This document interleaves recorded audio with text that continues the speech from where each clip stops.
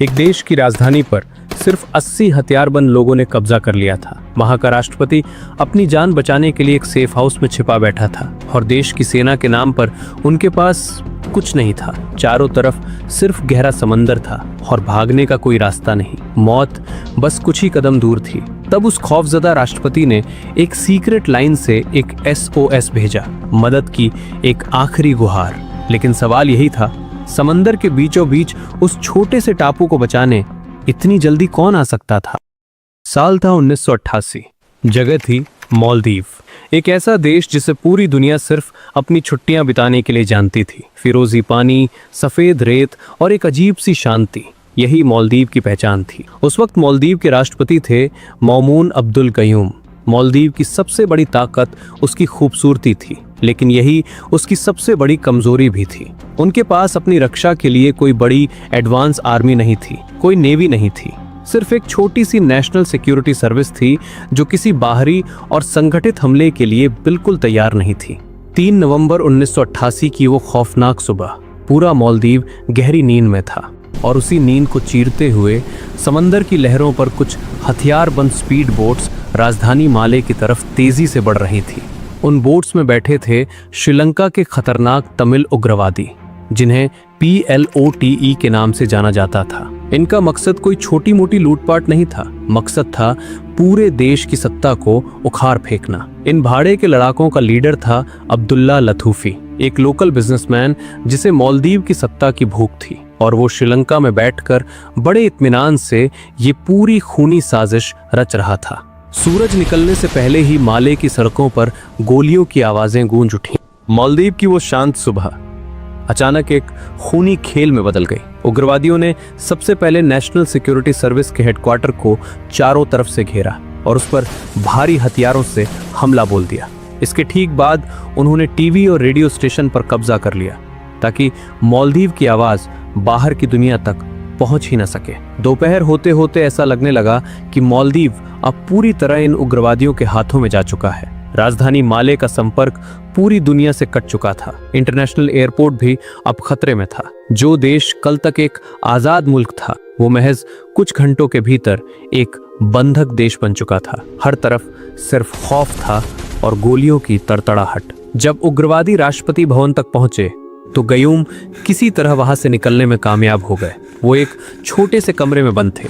बाहर उग्रवादी उन्हें पागलों की तरह ढूंढ रहे थे। उस कमरे में बैठे गयूम के पास एक ही रास्ता बचा था, इंटरनेशनल मदद। उन्होंने तुरंत अमेरिका, ब्रिटेन और पाकिस्तान को फोन किया, लेकिन अमेरिका और ब्रिटेन ने साफ कह दिया उनकी फौज को समंदर पार करके मालदीव तक पहुंचने में 2 से 3 दिन लगेंगे। पाकिस्तान ने भी हाथ खड़े कर दिए। 2 दिन बहुत दूर की बात थी।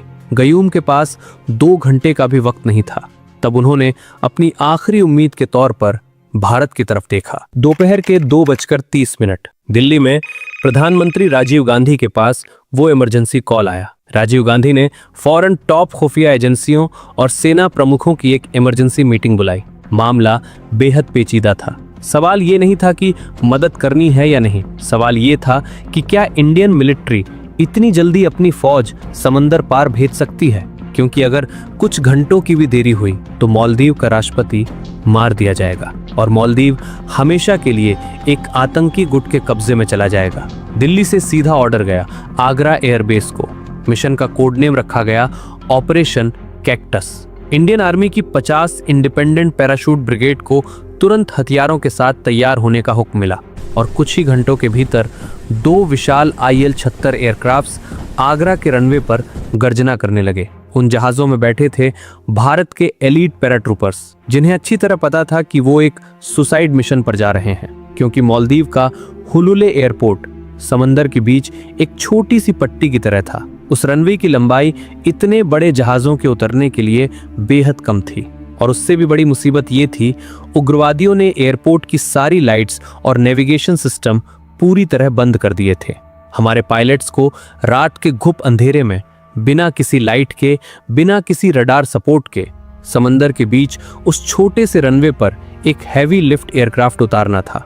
जरा सी चूक और पूरा जहाज समंदर की गहराइयों में समा जाता। क्या ऐसे नामुमकिन हालात में इंडियन एयरफोर्स अपना जहाज उतार पाएगी और क्या हमारे पैराट्रूपर्स मालदीव के राष्ट्रपति को जिंदा बचा पाएंगे?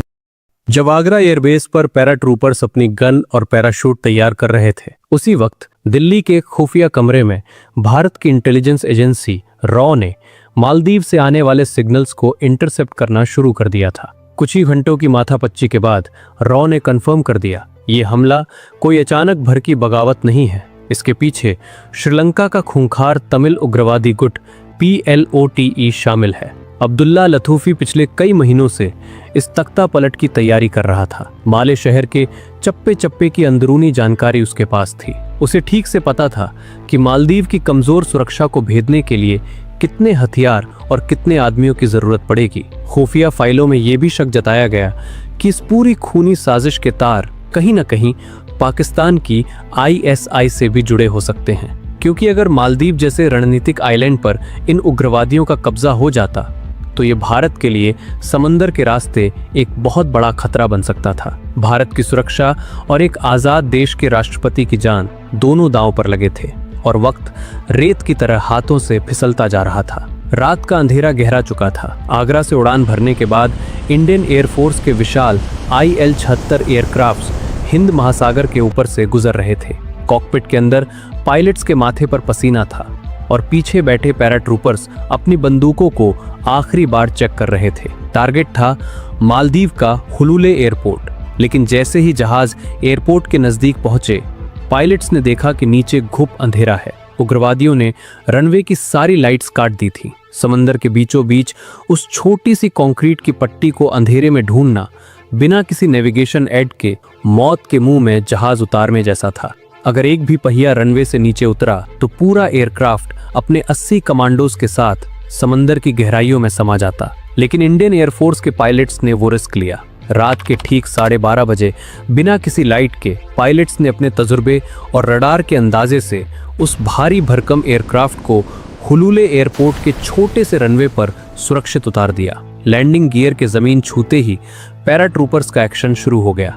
जहाज के दरवाजे खुले और 80 खूंखार इंडियन कमांडोज आधुनिक हथियारों के साथ बाहर निकले। कुछ ही मिनटों के अंदर उन्होंने पूरे हुलुले एयरपोर्ट को चारों तरफ से घेर कर सुरक्षित कर लिया। लेकिन असली जंग अभी बाकी थी। राष्ट्रपति माले आइलैंड पर थे और एयरपोर्ट से माले तक पहुंचने के लिए उन्हें समंदर का वो अंधेरा रास्ता पार करना था। एयरपोर्ट कब्जे में आते ही इंडियन कमांडोज ने वहां खड़ी कुछ लोकल नावों और स्पीड बोट्स को अपने कब्जे में लिया। रात के उस सन्नाटे में बिना कोई शोर किए हमारी फौज माले की तरफ समंदर में आगे बढ़ने लगी। जैसे ही वो माले के तट पर पहुंचे, उग्रवादियों को उनकी भनक लग गई। माले की उन संकरी और अंधेरी सड़कों पर एक भयानक फायर फाइट शुरू हो गई। गोलियों की गूंज से पूरा आइलैंड दहल उठा। उग्रवादियों के पास भारी मशीन गन थी, लेकिन वो इंडियन पैराट्रूपर्स की एडवांस ट्रेनिंग और फुर्ती के आगे टिक नहीं पा रहे थे। हमारी फौज माले की सड़कों पर दुश्मन को चीरते हुए उस सेफ हाउस की तरफ तेजी से बढ़ रही थी, जहां राष्ट्रपति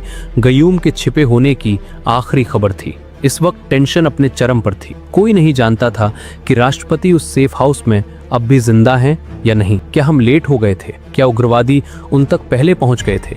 कमांडोज ने सेफ हाउस को चारों तरफ से कवर किया और दरवाजा तोड़ा। सुबह के ठीक 5 बज रहे थे। अंदर का नजारा देखकर कमांडोज ने रेडियो पर दिल्ली को एक मैसेज भेजा, target secure, president is alive. Bharat के पैराट्रूपर्स ने राष्ट्रपति मौमून अब्दुल गयूम को सुरक्षित आजाद करा लिया था। भारत ने वो कर दिखाया था जिसे पूरी दुनिया नामुमकिन मान रही थी। लेकिन मास्टरमाइंड लथूफी अभी भी आजाद था और उसने भागने के लिए एक खतरनाक प्लान बनाया था।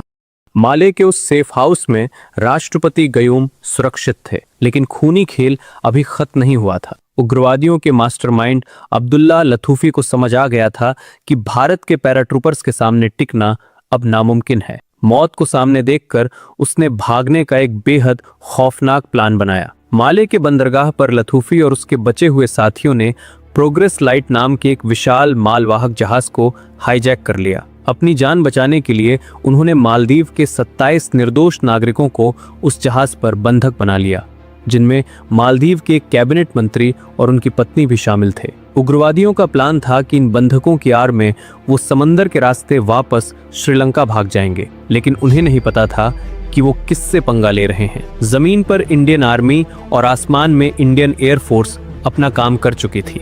अब बारी थी समंदर के सिकंदर की, इंडियन नेवी की।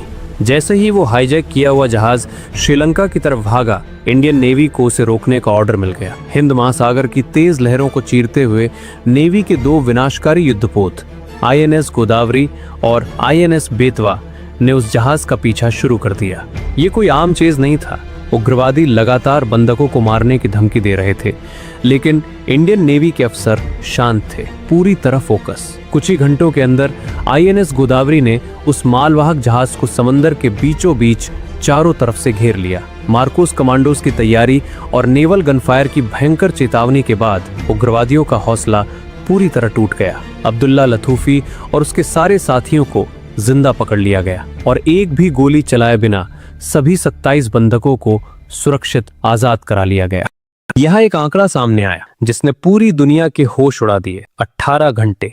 जब मालदीव के राष्ट्रपति ने दिल्ली में वो इमरजेंसी फोन घुमाया था, उसके सिर्फ 18 घंटे के अंदर भारत ने हजारों किलोमीटर दूर एक दूसरे देश में जाकर पूरा तख्ता पलट नाकाम कर दिया था। इस पूरे ऑपरेशन में करीब 19 उग्रवादी मारे गए, बाकी सब जेल की सलाखों के पीछे पहुंच गए। लेकिन सबसे बड़ी बात, इंडियन आर्म्ड फोर्सेस का एक भी जवान इस मिशन में शहीद नहीं हुआ। हमारे लिए कैजुअलिटीज का आंकड़ा 0 था। ये भारत के इतिहास का पहला ऐसा ऑपरेशन था जिसमें आर्मी, एयरफोर्स और नेवी तीनों ने एक साथ मिलकर इतनी सटीक टाइमिंग से दुश्मन को घेरा था कि किसी को संभलने का मौका ही नहीं मिला। पूरी दुनिया इस स्पीड को देखकर हैरान थी। यूनाइटेड नेशंस ने भारत के इस क्विक रिस्पॉन्स की जमकर तारीफ की। जो पड़ोसी देश और दुश्मन भारत की ताकत पर शक करते थे, वो इस ऑपरेशन के बाद पूरी तरह खामोश हो गए। दुनिया ने देख लिया था कि भारत सिर्फ अपनी सरहदों की रक्षा नहीं करता, बल्कि जरूरत पड़ने पर समंदर पार करके भी अपने दोस्तों को बचा सकता है। और सबसे बड़ी बात, भारत ने मालदीव पर कब्जा नहीं किया। अपना काम खत्म करके हमारी फौज शान से वापस लौट आई।